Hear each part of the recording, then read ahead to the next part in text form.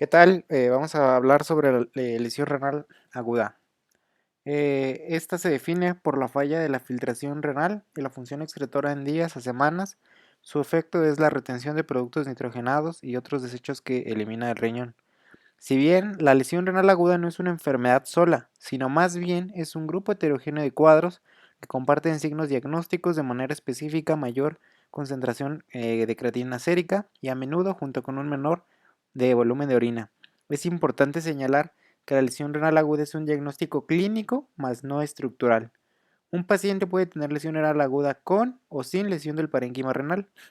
La lesión renal aguda puede ser asintomática, con cambios transitorios en los parámetros del laboratorio de la tasa de filtración glomerular, o llevarse hasta una muerte rápida, con alteraciones en la regulación efectiva del volumen circulante y en la composición electrolítica ácido-básica del plasma. En cuanto a la etiología, la clasificamos a la lesión renal aguda en tres: una postrenal, una prerrenal y una intrarrenal. Entonces comencemos, va desde arriba abajo: hiperacemia prerrenal. Comenzamos con acudiendo a la etimología, refiriéndose a azo, que es nitrogenado, y emia, sangre, son compuestos nitrogenados en sangre. Entonces, constituye esta la forma más común de lesión renal aguda.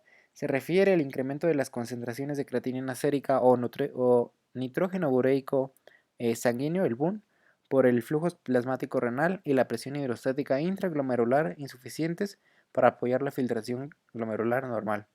Los cuadros clínicos más frecuentes que se acompañan de esta clasificación de la hiperuremia prerrenal son la hipovolemia, el menor gasto cardíaco y fármacos que interfieren en las respuestas autorreguladoras renales, como los antiinflamatorios no esteroideos y los inhibidores de la angiotensina 2.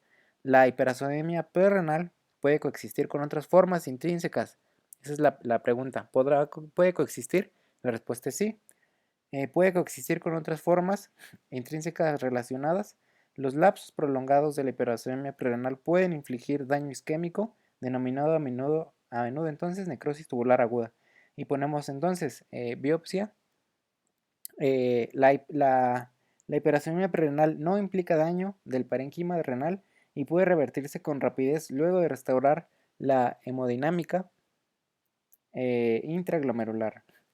¿Cómo se conserva la filtración glomerular? Bueno, se conserva en parte por la resistencia relativa de las arteriolas renales aferentes y eferentes, que regulan el flujo glomerular plasmático, y el gradiente de la tensión hidráulica transcapilar, que impulsa la ultrafiltración glomerular. La hipovolemia y las disminuciones mínimas del gasto cardíaco inducen cambios fisiológicos renales compensadores. Dado que el flujo sanguíneo renal representa el 20% del gasto cardíaco, la vasoconstricción renal y la reabsorción de sal y agua son respuestas homeostáticas para reducir el volumen circulante efectivo o el gasto cardíaco, para mantener la presión arterial y aumentar el volumen intravascular para conservar la perfusión a los vasos cerebrales y coronarios. A esto también se conserva por un reflejo miógeno. En la arteriola eferente permite la dilatación en caso de tensión baja de perfusión, de tal manera que conserva la perfusión glomerular.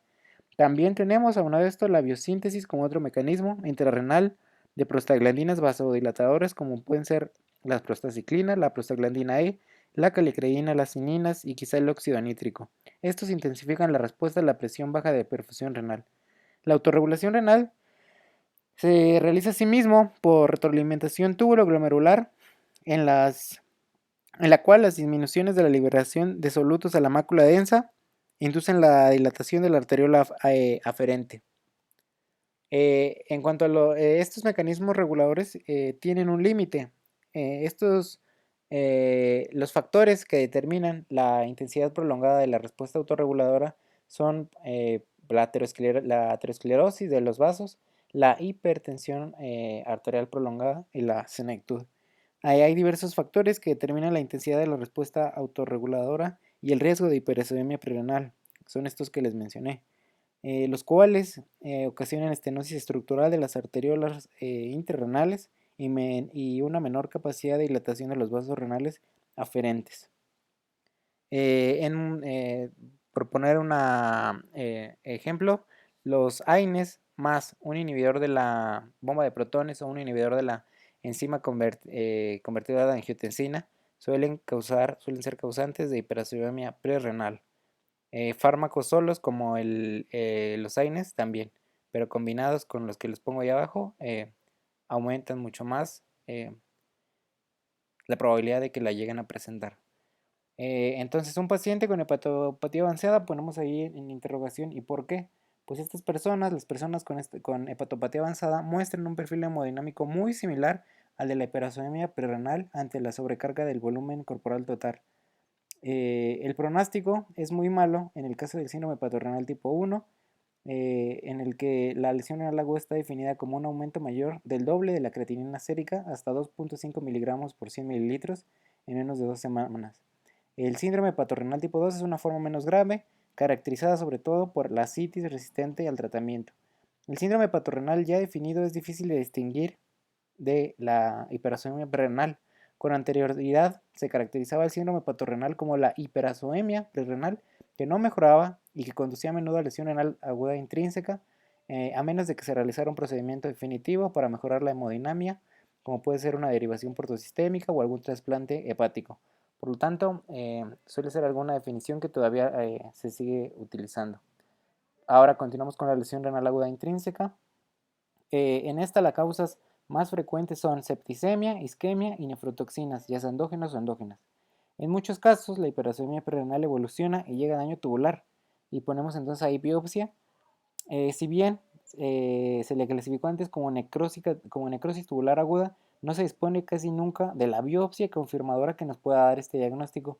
En caso de septicemia e isquemia, en realidad, los cuadros como inflamación, apoptosis y perfusión regional alteran y pueden ser factores fisiopatológicos importantes. La necrosis tubular aguda también se diagnostica a menudo en forma clínica, sin confirmación por biopsia o en situaciones como la septicemia, con múltiples diagnósticos alternativos posibles, incluida la nefritis intersticial, incluida por fármacos, y la glomerulonefritis por complejos inmunitarios. Estas y otras causas de lesión renal aguda intrínseca son menos frecuentes y se pueden definir anatómicamente por el sitio principal de daño del parénquima renal, que lo integran los glomérulos, el intersticio tubular y los vasos. En cuanto a la lesión renal aguda por septicemia, de esta lo que podemos mencionar es que la septicemia presenta la disminución y puede aparecer incluso sin hipotensión franca, aunque en muchos casos aparecen en el entorno del colapso hemodinámico y exigen apoyo vasopresor. Hay daño claro tubular vinculado con lesión renal aguda en la septicemia, como lo indican la presencia de restos celulares en túbulos y cilindros en la orina. Más sin en cambio, los datos de necropsia indican que en los riñones de personas con septicemia grave sugieren considerar otros factores para la fisiopatología como son la inflamación y el edema intersticial inducida por la septicemia. La septicemia como tal puede infligir daño endotelial y mayor adhesión y migraciones leucocíticas, trombosis, permeabilidad, presión intersticial elevada, menor flujo local a los túbulos y activación de especies reactivas de oxígeno, factores que pueden dañar a las células tubulares de los riñones.